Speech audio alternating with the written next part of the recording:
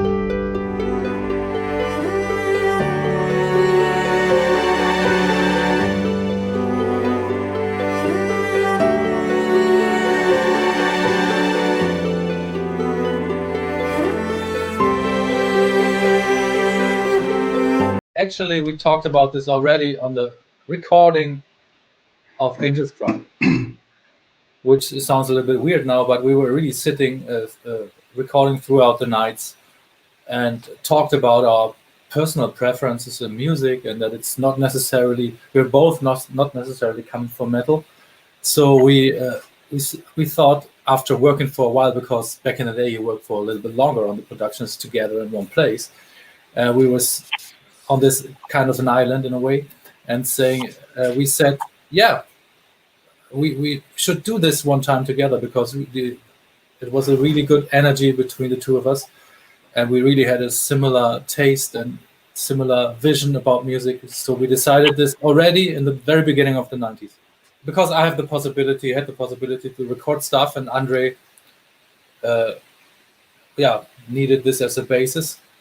So what we did was I started recording some demos, and then he came over, and then we started working on songs together, and he proposed his songs, and then we worked out also together here in my place. So I think I basically gave the initial song or initial songs to really get started. But that's also because Andre was not the fastest in the world. In the middle, you see Olaf Reitmeier. That's me. That's him, yes. And I know him since, it's not as long as I know Miro. We come to that a little bit later. But I know him since I would say maybe 16, 17, 18, something like that. Yeah. Olaf? Yeah, I think so too. Around that time was a little bit more from a distance. We got to know each other a little bit closer later in the 90s, when we later on also started to work together more and more, especially later when we got the studio together, that we started basically with Heaven's Gate, and then Miro and I took the studio over, and Olaf entered as a partner in the studio, and then we had a company together, and but the Virgo thing was before even, right?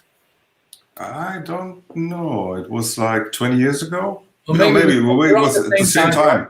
Yeah, around the same time. So I mean, Olaf is a fantastic multi-instrumentalist, I would say. Basically, yeah. You had to say that. I didn't have to say this. It's true, because I know a couple of really, really good musicians, and they're, weirdly as it is, they are from my very close surroundings, and Olaf is one of them. He's a very tasteful bass and guitar player, and I just always loved to work with him, and it was the first choice when we talked about doing this album, especially because we wanted to, or I wanted to have, no, we wanted to have people, musicians that can contribute in the artistical, on the artistical side of the whole thing. So I didn't want to have people that just play what I put down on my demos, because I just wanted to have some musical experience with other musicians that lead to something that you would never do on your own. And you need creative people that have a basic, really good understanding of music and not just play their instrument and they don't think about anything else. So Olaf is really ready to go, all-inclusive package. As Miro is. I mean, Miro, I know Miro much longer even, which almost sounds impossible, but I know Miro since we've been together since the first grade of school. And this is, I tell you, this is a long time ago. For Miro, it's much longer. Now I'm trapped. And Miro, we know each other since we were like 5 years old, I think, maybe 5 or 6. He was always older than me. And, I still am. And so from the first grade of school on, and we also started to make music together in a way, very early. I still remember the times we were sitting in my room when we were 12, 13, 14. He came with his little keyboard and we were playing music, and we always stayed together and made music together. It's a very rare type of thing, I think. It's the whole thing, the whole ring of people we're working together with. I'm very thankful for this. We still work together super closely. Just did yesterday. And he still surprises me. Oh, thank you very much. No, it's a great pleasure to work with him as a musician and as a friend, of course. And he was the first choice in Virgo, because we always work together very closely on stuff like that. And so he was also not only the keyboard player on Virgo, but also taking over other parts in the production, as doing the orchestral parts that we had, the string sections, arranging the string sections, and the gospel choirs we recorded and stuff like this. So he put everything on scores, and he did this, take over this part of the production. So everything was professional in the end. Thanks. I'm very, very glad to have met all these nice people. And also Robert and Andre. I have to just have a quick word about them too, because they cannot be here now, and it's a pity, but it's the same thing.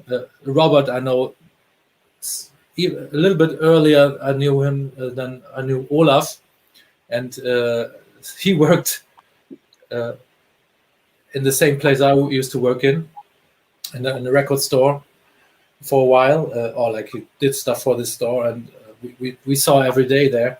And before, we already played in a band together when we were 14 or 15. He was like a prodigy on all instruments, also a multi-instrumentalist. He's a great drummer, bass player, guitar player, piano player, everything. And Andre was also in my first band. Which was called Season. We were 12 when we founded this band.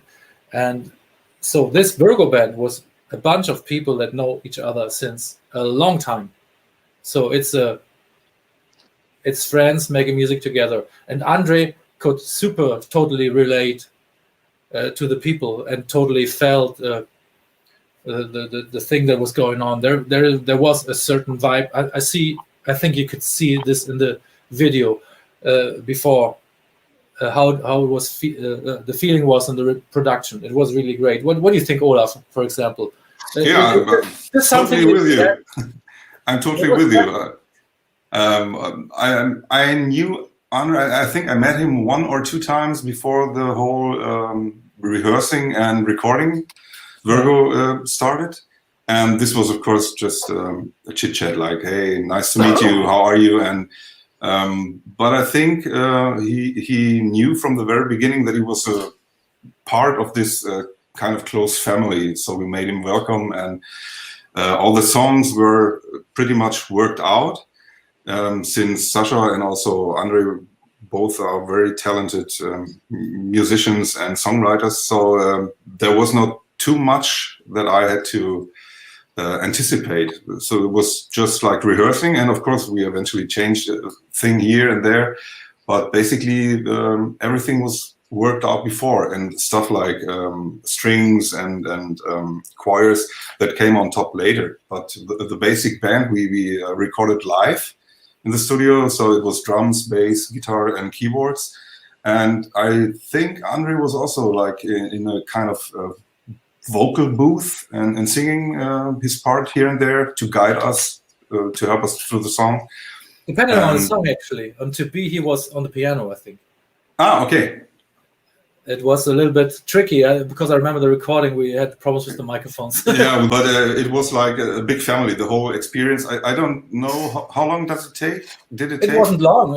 We just had a week there in this big studio, and we had rehearsals before. So we rehearsed for a while, maybe a week.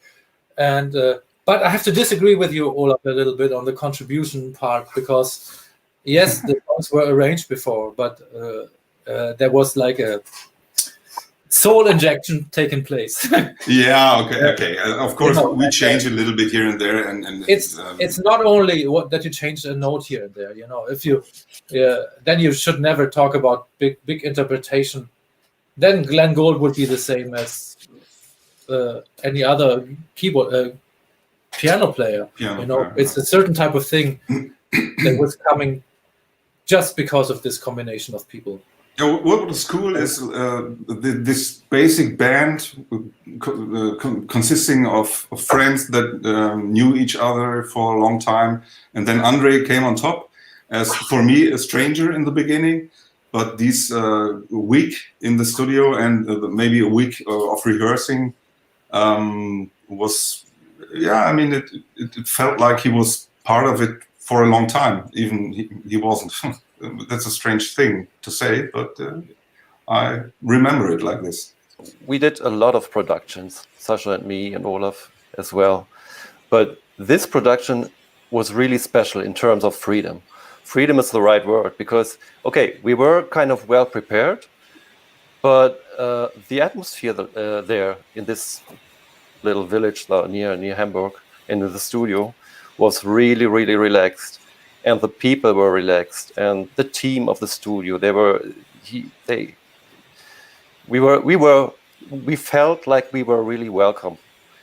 And the fact that everybody, or that the core music was played live, so everybody was interacting with one another, it was really like a special thing that I didn't feel in any of the future productions, in none of the further productions anymore. This was really special, and he was right in my opinion. He was completely right. This freedom thing was a special thing.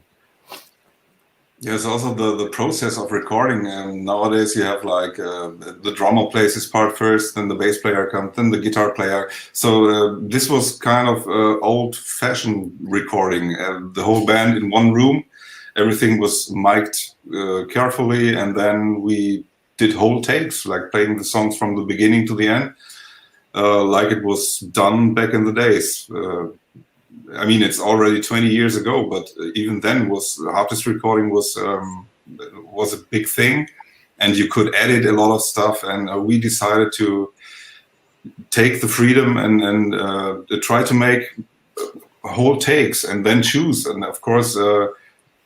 This freedom of choosing and maybe the take was not so good as expected when listening back, so we went in and we made another take, and maybe eventually everyone was happy, and that was the take that was the base of the song and the base for the rest of the arrangement.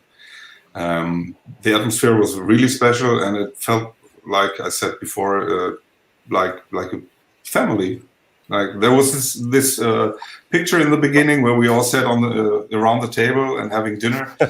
That was the perfect picture to describe what was there, like a family coming together.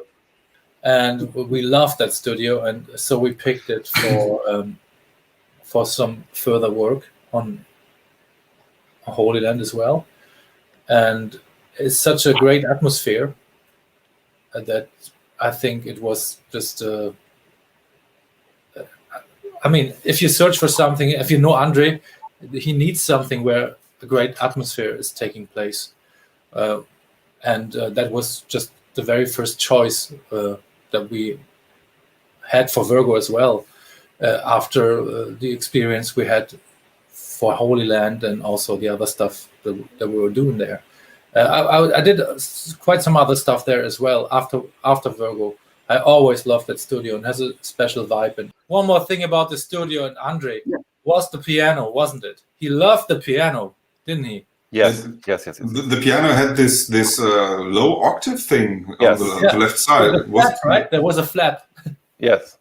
extra low notes. It's a Russian company, isn't it, Miro? Yeah. It's Petrov. You know that, Olaf. Petrov. It's Petrov. Right? Mm-hmm. Was it Petrov? I think so. Yeah. Mm-hmm. Yeah. And he just loved that piano, and I think Miro liked it too. It's not the typical piano you use on a pop production, actually, because it was a huge, very big sounding, soft sounding piano, wasn't it? Yeah, and it was really good in a good shape. Oh, and it big. was well tuned, and yeah, it was great. Mega big. Mega big. Yeah, he loved that. Só que acabei de receber uma mensagem aqui do Eco Moliterno, que é o primo do André, me falando que, assim, eu vou ler a pergunta, o que ele me falou. Eu conversei com o Sascha recentemente e ele me disse que tem alguns áudios inéditos, Virgo, e até versão de uma música que eles chegaram a gravar, mas não entrou no disco. Pergunta para ele sobre isso. Yes, there are leftovers. It's not really leftovers, but we worked on stuff that we wanted to do later. And I will see what I will do with that. And I saw the question also somewhere on the comments section about the demos. Of course, we made demos. And yeah, maybe one day I will do something with that.